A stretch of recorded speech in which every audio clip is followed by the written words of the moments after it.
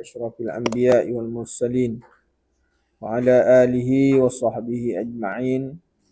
سبحانك لا علم لنا إلا ما علمتنا إنك أنت العليم الحكيم.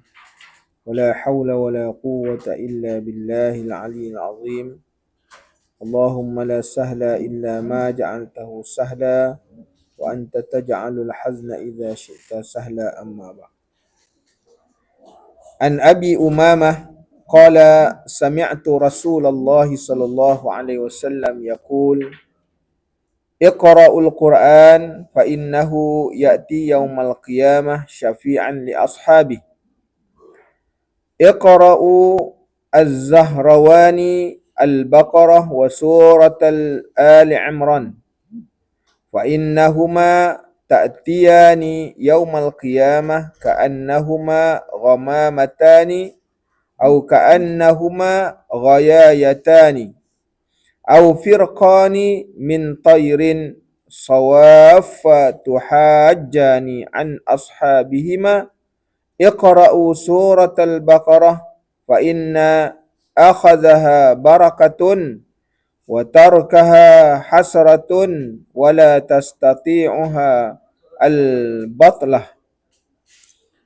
Daripada Abu Umamah radhiyallahu Abu Umamah Al-Bahili radhiyallahu an, beliau berkata, aku mendengar Rasulullah sallallahu alaihi wasallam bersabda, bacalah Al-Quran kerana sesungguhnya Al-Quran akan datang pada hari kiamat memberi syafaat kepada pembacanya.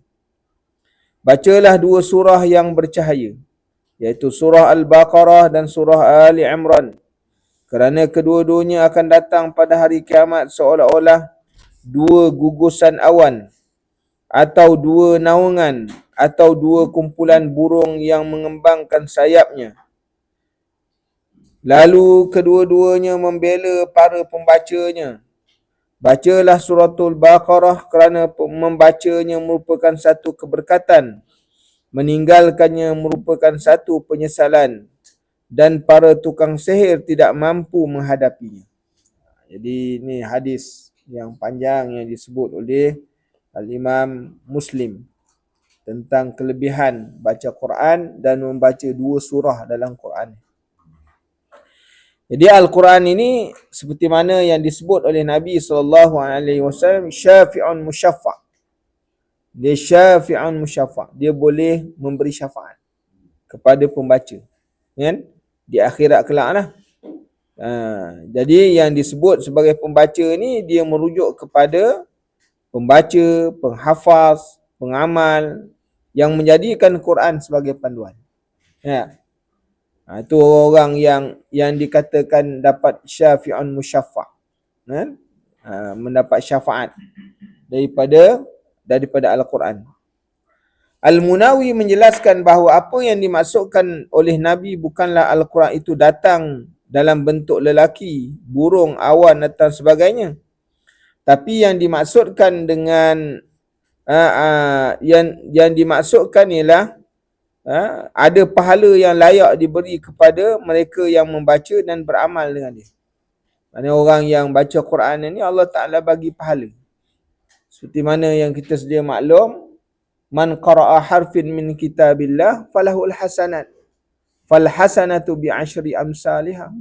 Siapa baca satu huruf, bukan baca satu kalimah, bukan baca satu ayat, bukan baca satu surah, dan bukan baca satu Quran.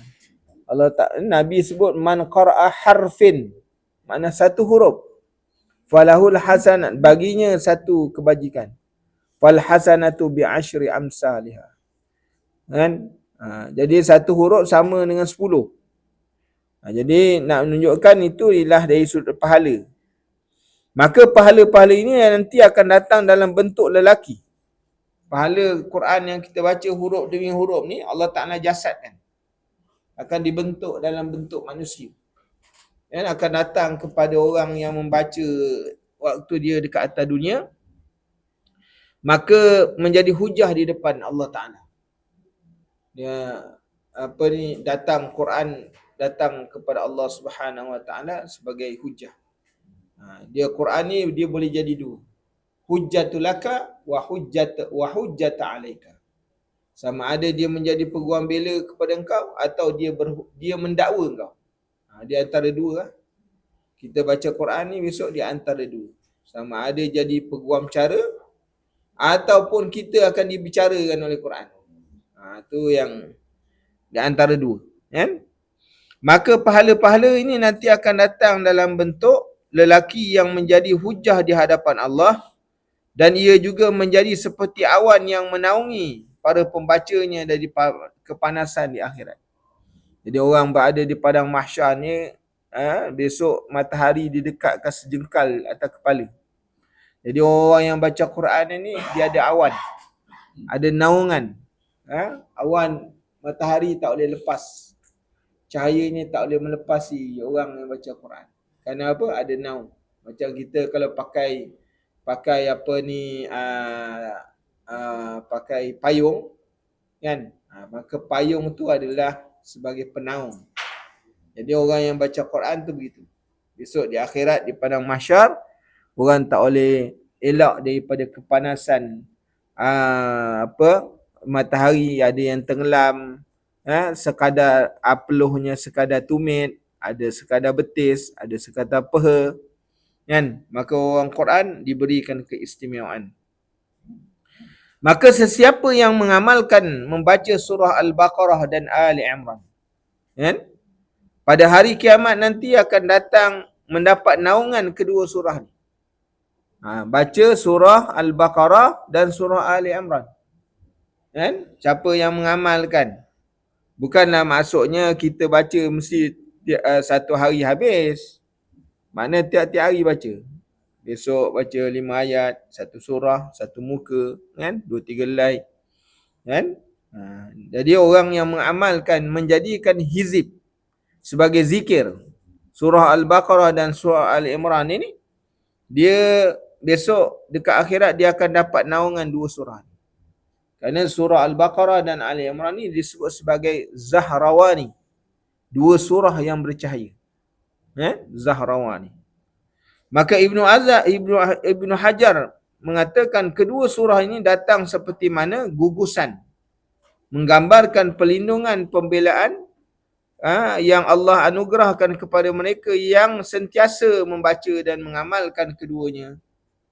Maka awan memberi teduhan daripada kepanasan, manakala burung yang mengembangkan sayap memberi gambaran penjagaan dan perlindungan.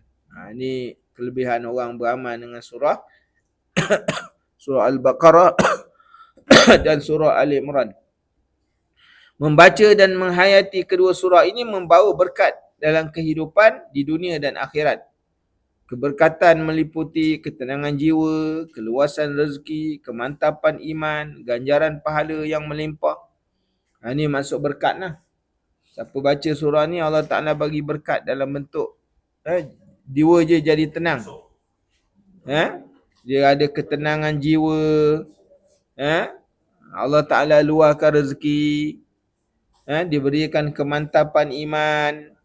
Diberikan ganjaran pahala yang melimpah-limpah dengan sebab mereka ni baca surah ni.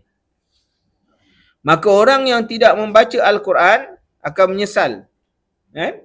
Orang yang tak baca Quran dia akan menyesal. Kerana seseorang akan kehilangan peluang untuk memperoleh keberkatan, perlindungan dan syafaat. 3 benda dia akan rugi. Orang yang tak baca Quran ni, dia 3 benda dia rugi. Pertama, hilang berkat. Keberkatan tak ada. Sebab Quran ni kan berkat, kan? Dia Quran ini dia punya keberkatan. Kemudian yang keduanya, perlindungan. Hilang perlindungan. Mana Quran ni Allah, siapa baca Allah Ta'ala bagi Quran ni jadi pelindung, kan? Dan yang ketiganya yang lebih besar daripada itu, Quran ini pada orang yang tak baca dia hilang syafaat. Sebab di akhirat besok, selain daripada syafaatul uzma, syafaat yang umum yang semua orang dapat, tapi ada syafaat khas. Yang ni yang hanya orang-orang tertentu dapat. Contohnya syafaat Quran ni orang yang khas, bukan semua, Bukan semua orang dapat syafaat khas ni. Kan? Orang yang beramal dengan Quran, baca Quran dapat syafaat Quran. Esok ada orang yang berselawat, rajin berselawat, dia dapat syafaat selawat. Kan? Orang yang menuntut ilmu dapat syafaat menuntut ilmu. Kan? Dapat syafaat guru dan sebagainya. Kan? Ada syafaat kawan-kawan, syafaat sahabat. Sebab menuntut ilmu, ada kawan-kawan, dia boleh kawan boleh beri syafaat. Jadi maknanya itu syafaat-syafaat yang khas. Ya? Jadi bukan semua orang boleh dapat. Jadi dengan sebab itu Quran ini dia boleh memberi syafaat. Kan? Nabi SAW menyebutkan Al-Quran was-siyam yashfa'ani. Itu khas. Makna Quran dan puasa boleh memberi syafaat. Hidup kat dunia rajin puasa, kan? Puasa boleh memberi syafaat. Hidup kat dunia rajin baca Quran, Quran boleh beri syafaat. Kan? Dan orang yang melazimkan membaca surah Al-Baqarah, maka dia tidak dapat dikalahkan oleh tukang-tukang sihir. Orang nak sihir dia tak akan jadi dengan izin Allah Subhanahu Wa Taala. Kan? Dia terhindar. Mana tu sebabnya kalau kita tak boleh baca surah Baqarah ni, kan? Tak boleh baca, sekurang-kurangnya 10 ayat dalam surah Baqarah jangan tinggal. 4 ayat di awal, kan? Kemudian lillahi ma fis samawat la ikraha fid din. Sambung selepas tu, 2 ayat lagi. Dan 3 ayat yang di akhir surah Baqarah jadi 10 ayat.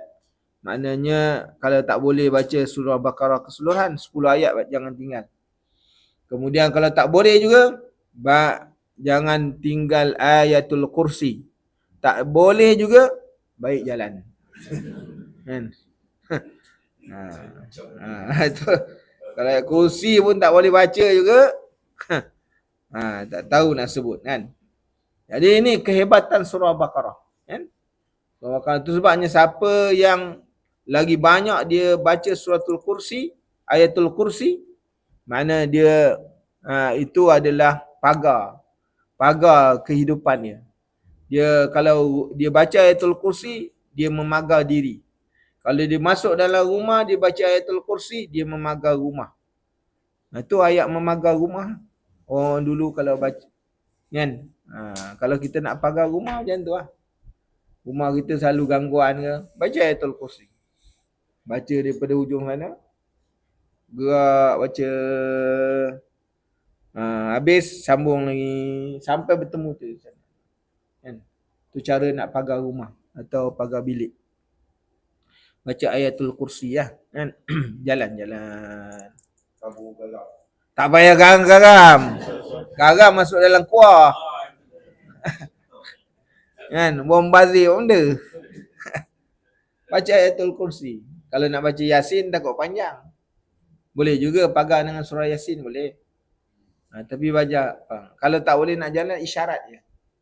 Baca Allahu la ilaha illa huwal hayyul qayyum la ta'khudhuhu sinatun wa la nawm. Berhenti habis tu, sambung lagi. Sambung. Pusing sampai mana balik. Itu cara pagar. Itu dengan isyarat. Sekali. Mana? Ayat kursi tu kita baca bersambung. Sekali je lah. Sekali. Kalau nak berjalan, boleh baca berjalan. Jalan daripada pangkal sampai habis, sambung balik sampai bertemu balik. Kan? Itu cara memagar rumah.